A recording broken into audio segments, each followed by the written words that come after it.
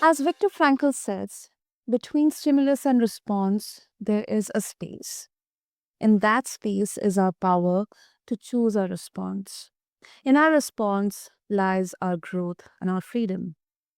Hey everyone, welcome back to the Mindful Living podcast with your host Sana.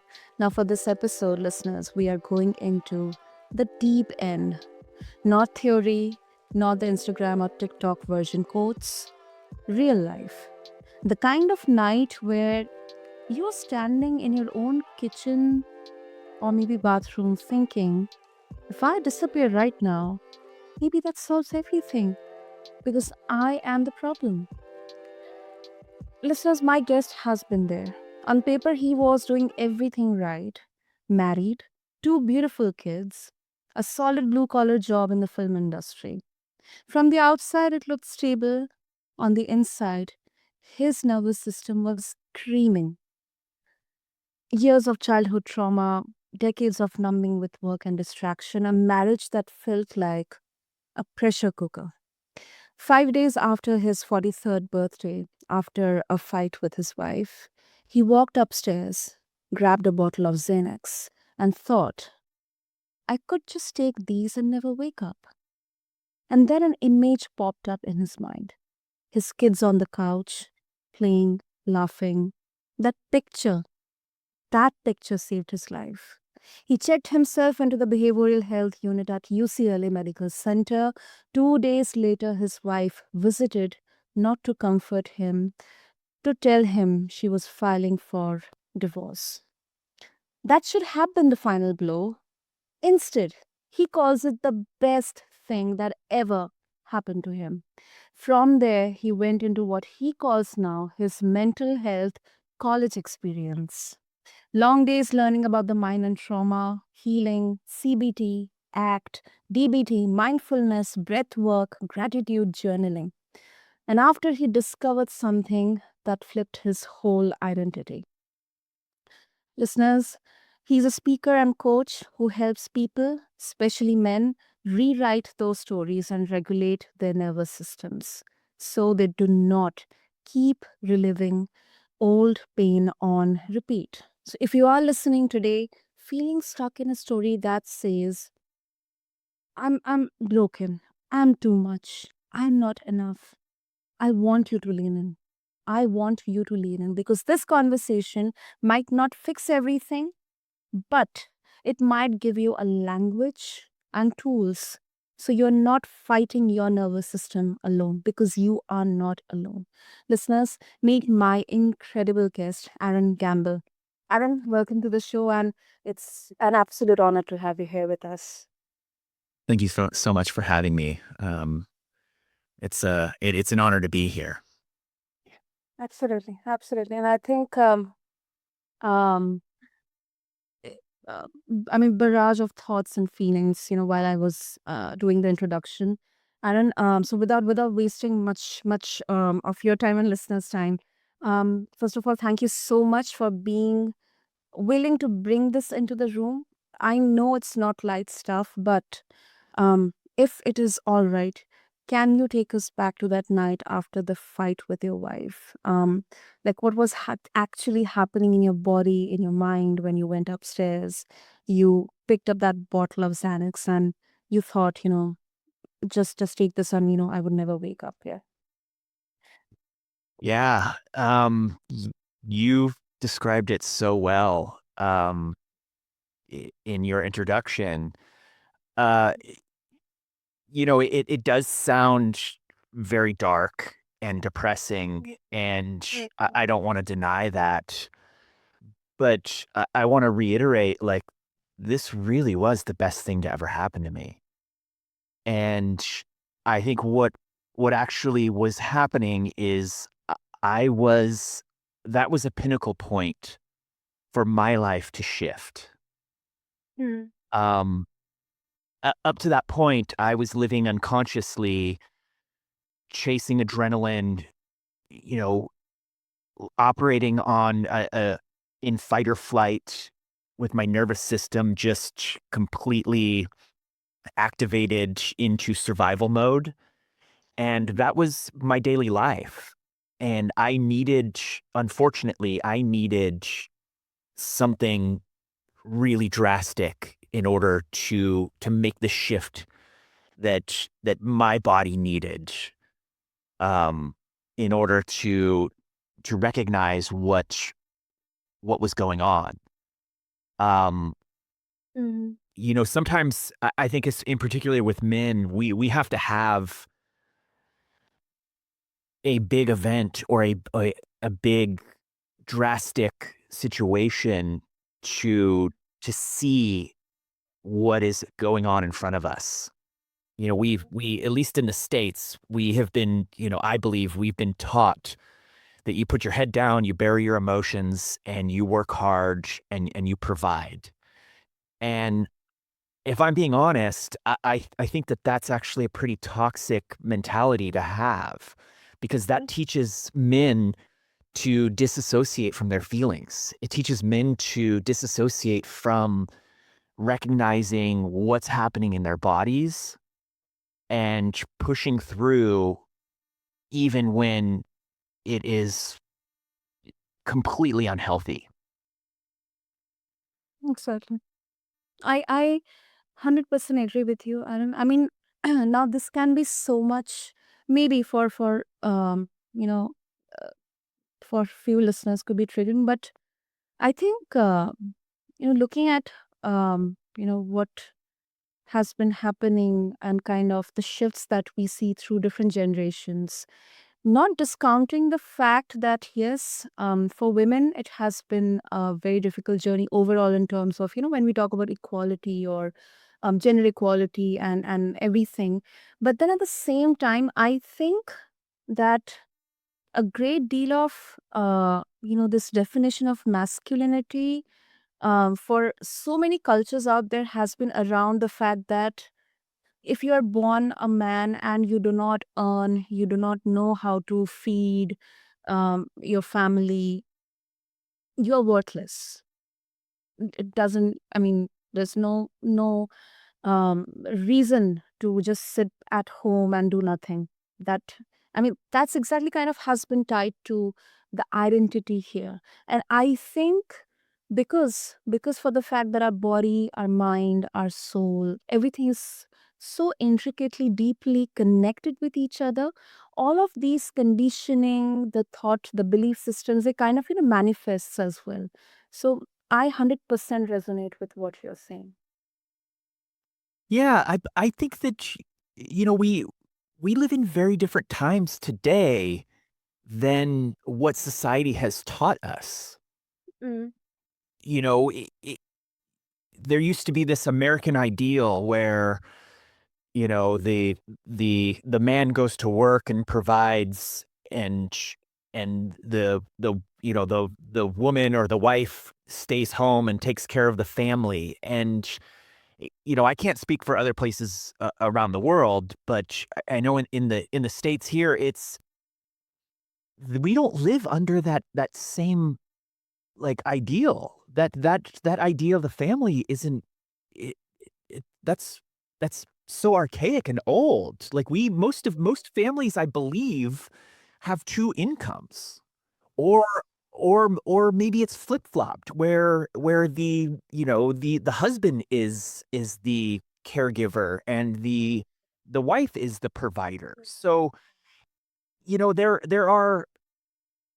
is a lot of societal programming that wants to put us in this archaic box that doesn't actually match reality in the day and age that we live in. And that creates dysfunction, and it creates an imbalance in the masculine and feminine dynamics or polarity. Absolutely. Yeah, absolutely. And kind of a reflective question. Um, I mean, you can take your time, but when you look back at that version of you now, I mean, the guy standing there with pills in his hand. What do you wish someone could have said or done for you in the 30 seconds before that thought landed? Hmm. Take your time, Aaron.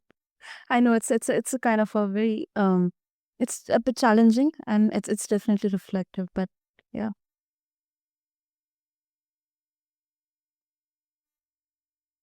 To answer 100% honestly, I don't think anybody could have said anything. I think that I truly was supposed to go through everything that I went through in order to get to the place that I'm in today. I think that Mm, I had to go through all of the childhood that I went through, the generational trauma passed down to me, the the experiences that I had to experience from the time that I was born until that very moment at 43 years old. I had to experience all of that. And I think I was supposed to experience that same breakdown, that same choice of whether or not to stay alive or mm, to end it all. I think I was meant to do that in order to get me to the place that I am now, in order to educate me and to realize my true purpose and my mission in this next stage of my life. I wouldn't be where I am today. I wouldn't be sitting on this podcast talking about these things if I didn't go through that experience. So to really answer your question, I don't think, you know, it would have been nice for somebody to say, "Hey, you don't have to do this, and mm, you are, you know, you're amazing." But I don't know if I would be in the same position that I would be in now, and I wouldn't be fulfilling my purpose of sharing this story and helping men, who may be feeling the same way, or women who may be feeling the same way that mm, I was feeling, contemplating ending their life and reaching out for help. I wouldn't be there if somebody said something or changed the trajectory of where I was going. I know that I had to have that experience. mm. I think, I mean, not discounting or being dismissive, but maybe, like, if we look at the good side here, it was kind of a litmus test for you. And because you got to know that what exactly, first of all, is your true purpose and what exactly is your, your kind of, a designated or designed path. Because maybe the traditional, the conventional, societal norms, they were not kind of, meant for you. And I think somewhere down the line, so many of us, we would be realizing this, that this is not something for me. This is not exactly what I want. And especially for men, I think you know it kind of becomes difficult because this kind of a perception that you have to be like this alpha, or in the wolf pack. You cannot show your vulnerable side. You cannot kind of share your thoughts or feelings, because they'll come out as weaknesses with other men or with someone else.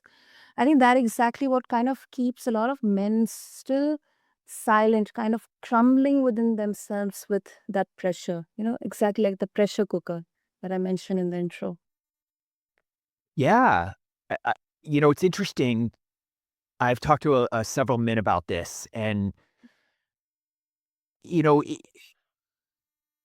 men are not necessarily allowed to express emotions in society. There's one emotion that is relatively acceptable for a man to express. It's not healthy, but it's somewhat acceptable, and that's anger. And I think that that is a massive problem. Um, Not being able to express our vulnerabilities, not being able to express emotions like shame or guilt or fear, sadness, that just means that we're pushing that down and bottling that up. And, I like to use the example of like a bottle of soda that Yeah. if you keep pushing down that bottle of soda and then it gets shooken up, eventually it's gonna pop. Yep. And it, it's not those emotions aren't just going to sit there. So, you know, what I do now is I teach men in particular how to express their emotions, how to feel what's going on in their body. Where does that feeling come from? Is that a tightness in your chest? Is it a pit in your stomach? And Mhm. being able to recognize what's going on in your body and then being able to name that and explain it. And then there's a whole nother step of being able to talk to somebody else about that. Yes. Um, it's, you know, it's a hard, challenging road because I believe society or the patriarchy has taught men for many generations not to talk about it. I've always said that at least I like to keep it to the States because that's what I know and where I grew up. But we're several generations of men who were taught by war veterans, who were taught by Mm. war veterans, who were also taught by war veterans, all to not talk about or express the things that they experienced when they were in the battlefield. And that includes emotions. So now I am 3 generations of men who have all been taught not to talk about whatever is going on inside. Hmm. That is that's many years of conditioning that needs to be rewritten. Hmm. And it also does not mean, because now some people would say, oh, okay, so um okay, so you mean that, okay, men should always also cry like, women do, and always express their emotions. I think then there also, these separate thought schools, they become, or groups, they kind of get created, that kind of would unfortunately make fun of these changes, or maybe the conversations around how the awareness should be spread. And I think that is something I also absolutely, I kind of abhor, because um I mean, the entire nuance is kind of, it's snatched away, because this is not just black and white. There's a lot of nuance in here. There are some situations where, not from a perspective of gender, like man or women, I think there are situations where we do have to sometimes take care of our emotions, but then there are ways in which we can express, we can show our emotions as well. And I think that sometimes, and that exactly what exactly the agency is meant about. That's what exactly is meant, when you know that what your body, what your mind, what your soul is trying to tell you. Yeah, I think in particularly for men, Hmm. it's a big challenge. Um, Yes. I did a survey recently and I would ask, clients, "How many friends do you have?" And generally what the consensus or the answer would be about 5. So, a count of 5 on one hand. And then the Mhm. next question I would ask is, within those friends, how many do you feel like you can actually have a deep emotional conversation with? And the answer usually is 0, Yeah, sometimes 1. sometimes, yeah. And and that to me that is getting to the core of the issue here. Men feel like they have to suffer in silence. And what I try to do is, I think that every man should have what I call a council of peers. And that's a very close knit group of friends that you establish the ability to have a deep conversation with. And every man should have at least one or two council of peers that they can go to when they really are having a hard time. Somebody who can hold space for them to express what's coming up in that trying moment. Exactly. Exactly. And listeners, before we go down to the next part of the conversation, I just want to take a pause, and I want to say this out loud for anyone listening who is near that edge right now. The fact that you asked for help at all by checking yourself in, it is not a weakness, especially to all the men. It is you using that tiny space between stimulus and response that Viktor Frankl was talking about in that quote, which with I started the episode. You did not choose what was done to you as a kid. You did choose what you did with that pill bottle. That choice matters. If you are listening and some part of you is thinking about ending things, please do what Aaron did. Reach out, call a local helpline, tell a friend, go to an ER, because you do not have to carry that alone. And with that, Aaron, moving on to the next part, the mental health college and nervous system regulation. Very interesting. You had what you call your mental health college. I mean, modalities like CBT, DBT, mindfulness, breathwork. So, for someone who has never been in that kind of treatment setting, what actually shifted for you? Not just your mindset, but your nervous system. Mm. Well, there were several things. First of all, before we get into that question, I just want to respond to what you said in the break before the question. Is I like to reframe what choice I made in Mm. saying that choice was the biggest decision that I had to make as a man, Yeah. as a healthy or wanting to be healthy man. Like I made a choice as a man to put myself into a treatment center, to go to the ER, because I chose to live and to be a father for my kids and to be around. And I think that that's an incredibly honorable choice to make. Exactly. And it so, I don't I like to reframe that entire, you know, the entire section is it's an honorable thing to make that Yeah. choice. Like, you're choosing to live. Like, it shouldn't be shamed for that. But to answer your question, the mental health college. Um, the biggest thing I would say is like just taking the time and space to slow down and to reset what I was doing. Like, Um, and understanding our nervous system.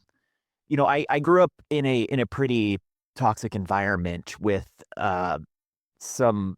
My parents weren't the best parents, and I've done a lot of work and a lot of studying of this, and I actually was just doing some writing this morning about. I'd probably say that my parents were emotionally immature.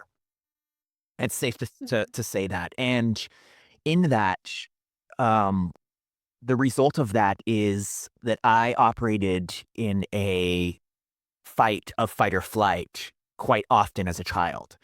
And my nervous system got very comfortable being activated and in survival mode. It's so comfortable that I didn't even recognize when it was happening. And I would pursue careers unconsciously that operated in that survival, that fight or flight. Um, I like to joke that if I had decided to join the military, I probably would have been a phenomenal soldier. because I just operate so focused and so clearly in those chaotic moments, and that's not healthy. It's not something to brag about. Yep. So what I had to learn is how to actually reset my nervous system and to understand when I'm feeling in survival mode and how to take steps to actually calm my nervous system. And Mm, the most effective for me was breath work. And once I learned about breath work and did some breathwork exercises, it had a massive shift on my nervous system and my ability to self-regulate. that's phenomenal. That's really good to know, Aaron.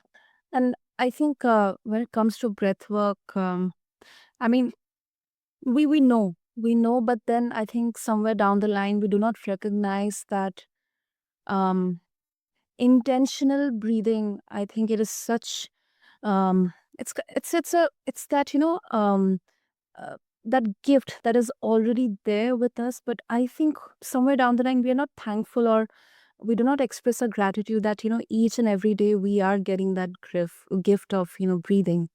So um thank you for sharing that. And one thing that kind of comes to my mind, Aaron, is um that if you had to pick one, or let's say two nervous system tools, of course breath work, from this whole toolkit that are actually realistic in a busy life, other than breath work, what would they be? Like, apart from breath work, what else we can like something which is doable and we can do it, because sometimes we would kind of crave for perfecting this entire routine. Okay, 1 hour for meditation, or maybe half an hour for exercise. Okay, for the first 3 days I'm doing it, but then the fourth and fifth day I do not feel like doing it, and that's it, we are back to square one. Yeah, well, it depends on the situation. I have different techniques for different situations. I can just throw out a scenario and I'll tell you the tool that works for it. Yeah.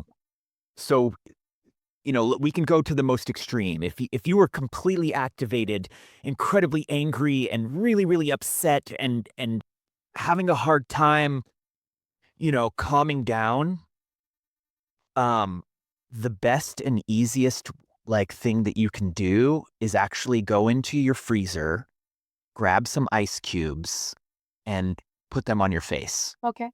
And what that does, there's also another technique. I never really did this because I couldn't take the time to do it, but you can fill a bowl with water and put ice cubes in it, and then you put your face in the water.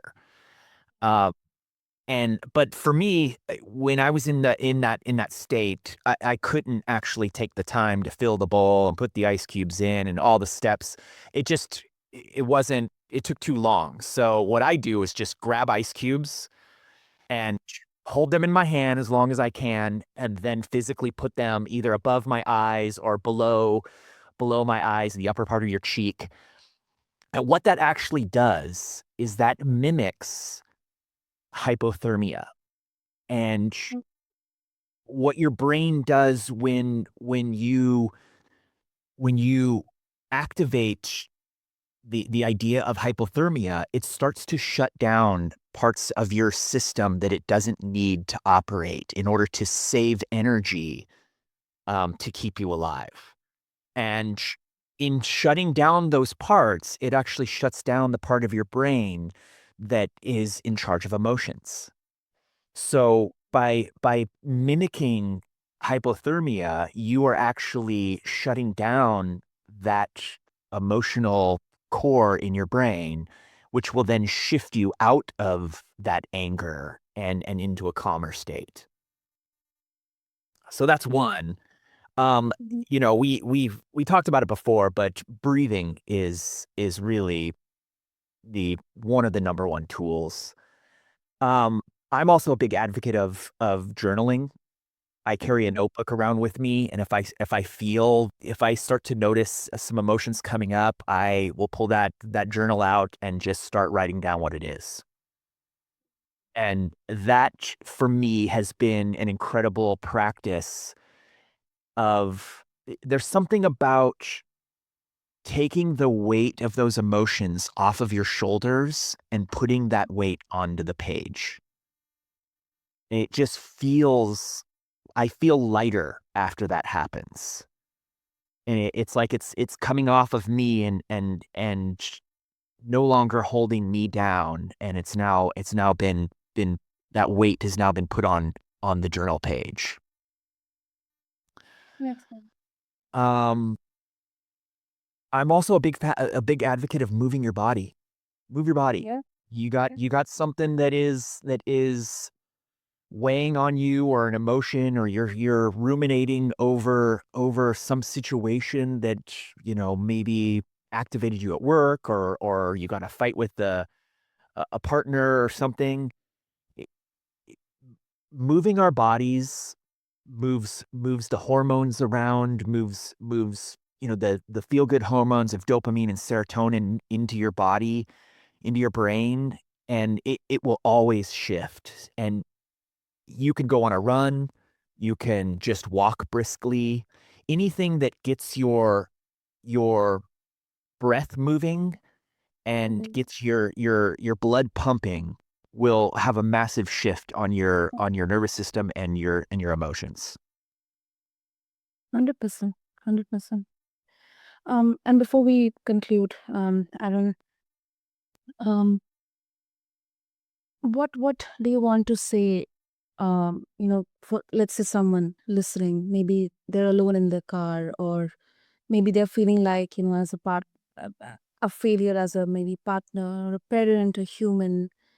Uh, Maybe they're not planning, but maybe they would be kind of contemplating, thinking about the idea of being done. What would you say to them before we wrap up? Oh, what would I say? I would say, first of all, you're not alone. You're not alone in this process. You you're not broken and you are not your past.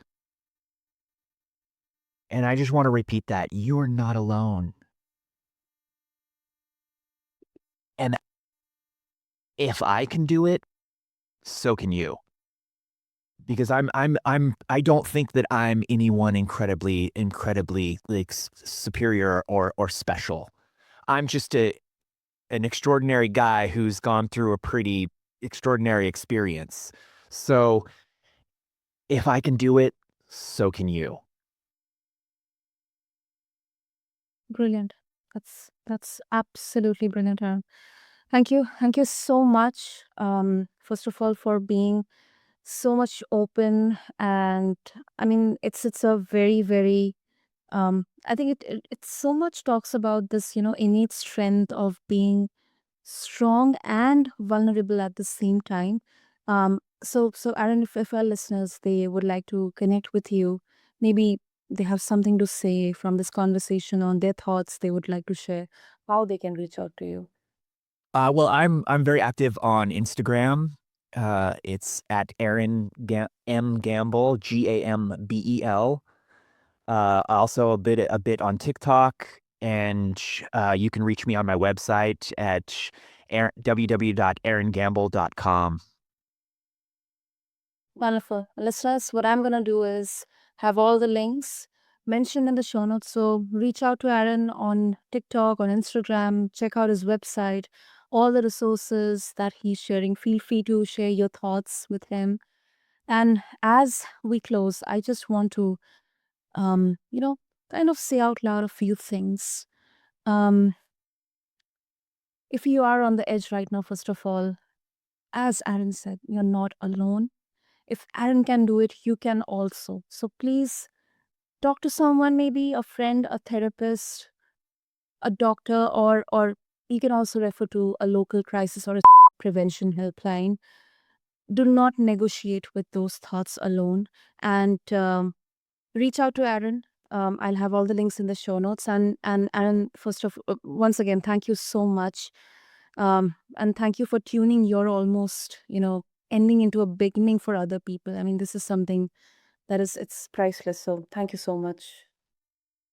Thank you for having me. It's really an honor to be here and to be invited to share my story. I'm incredibly grateful. So thank you. Thank you so much, Aaron. I'm really, really grateful to host this, to um, you know, get this conversation out. Also thankful to all our listeners for submitted. Share it with someone in an old story it takes to live a week. Until next time, this is your host, Sana. Take care and know that you're not alone. Thank you.